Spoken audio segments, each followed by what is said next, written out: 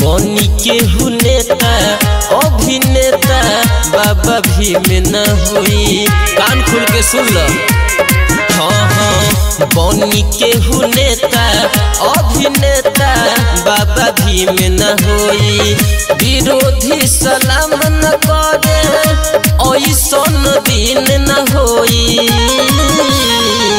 बनी के नेता अभिनेता बाबा भीम न होई। बनी के नेता अभिनेता बाबा भीम न होई।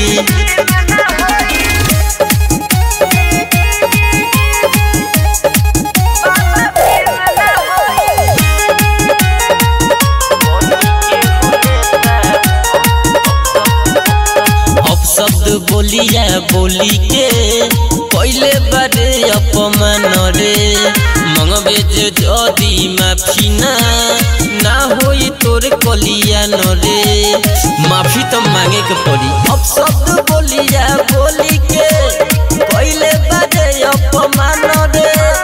मंगबे जदी माफी ना होई न तोर कलिया न रे। संविधान मिटावे के तोर पूरा न खुआब होई। बनी के नेता अभिनेता बाबा भीम न होई। बनी के नेता अभिनेता बाबा भीम न होई।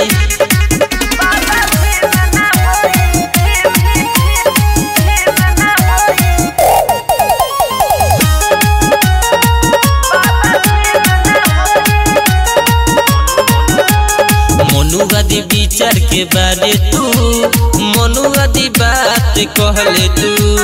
जेम्स धुरेंद्र कहता बहुत गलत बोल गईले तू। ठीक ना कहले।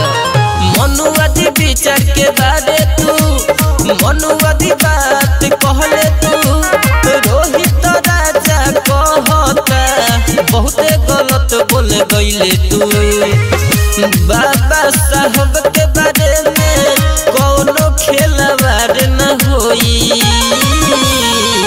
बनी के नेता अभिनेता बाबा भीम न होई। बनी के नेता अभिनेता बाबा भीम न होई। जय भीम।